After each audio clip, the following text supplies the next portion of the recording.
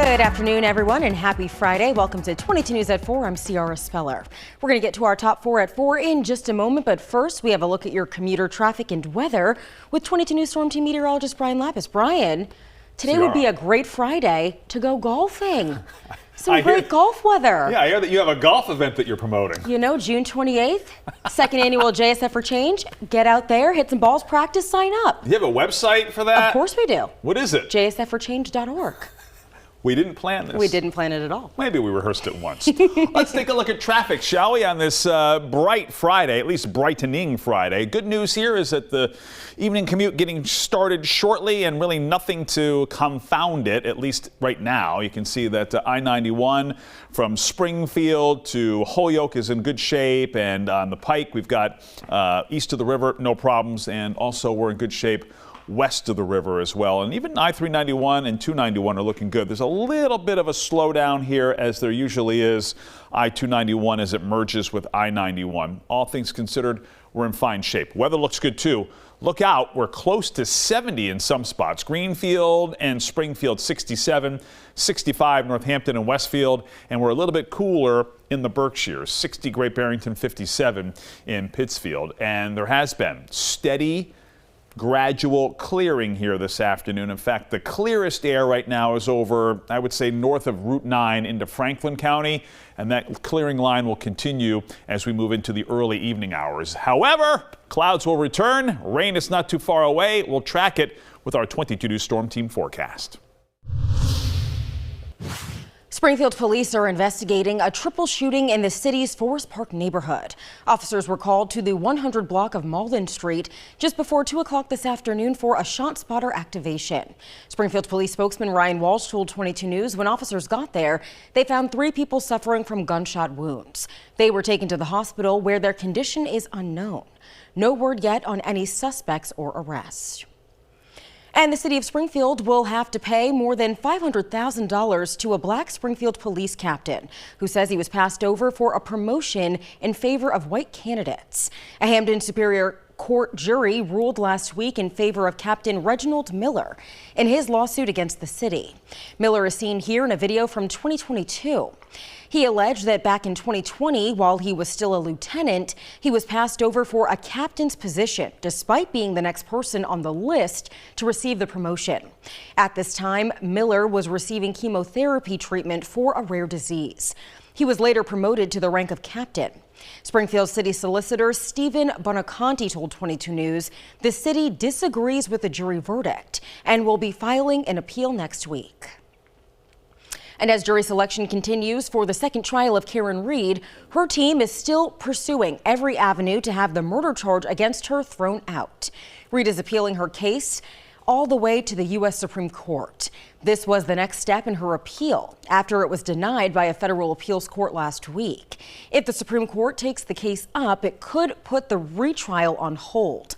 But for now, jury selection continues with 10 jurors already seated in the first 3 days.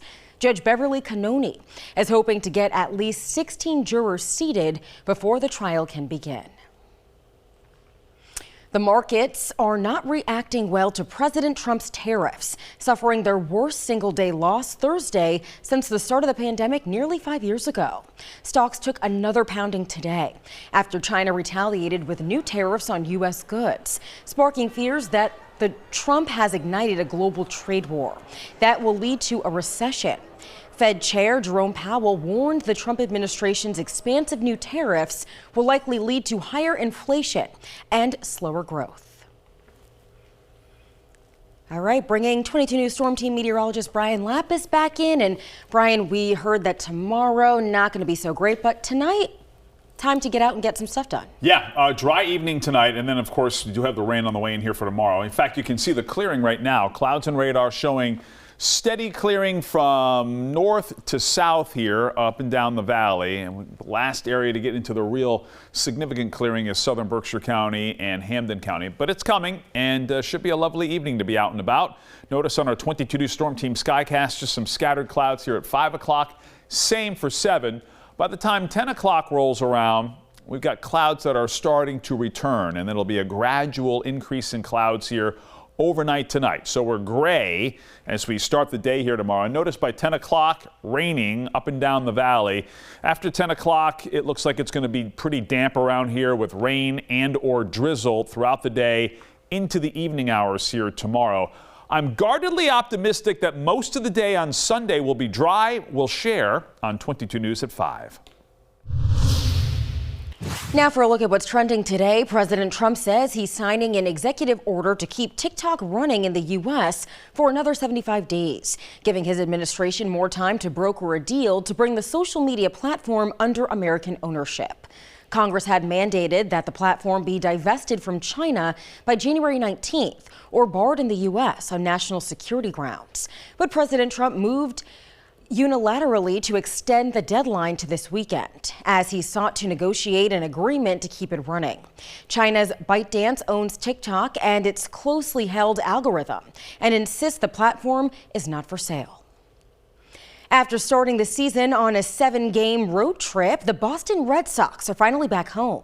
The Red Sox returned to Fenway Park today for their home opener against the St. Louis Cardinals. Thousands of fans filled into Fenway for the game, which marks the start of Boston's 114th season at the historic ballpark. It's been 3 years since the Sox played October baseball, and the team is looking to end its postseason drought this year. Right now, the Sox are up 6-5 in the bottom of the 5th. Well, a Hampden County resident will be competing on Jeopardy next week. Joe Lancour of Agawam will be on Jeopardy on Tuesday, April 8th. He traveled to California to be a contestant on the show. Tuesday's episode will feature a returning champion and 2 challengers who will test their buzzer skills and their knowledge in a wide range of academic and popular categories. You can watch Joe compete Tuesday night at 7:30 p.m., of course, right here on 22 News. And now for a look at what we're working on for 22 News starting at 5. President Trump's tariffs will hit Americans in the wallet as everyday items are likely to become more expensive. We're breaking down the items that could cost you more. Plus, Six Flags New England is gearing up for their opening weekend. We have a sneak peek at what's new for the 2025 season. And we'll have a wrap up of what your lawmakers did on Beacon Hill in this week's State House Spotlight. Traffic is in pretty good shape as we start the evening commute. There is a slight slowdown, which is not unusual here, as 291 empties out into 91 south. Not a big deal. Otherwise, the Pike looks good, and 91 north of town, and actually south of town also looking pretty good. Wet weather for the weekend. We'll track it with our 22 News Storm Team forecast on 22 News starting at 5.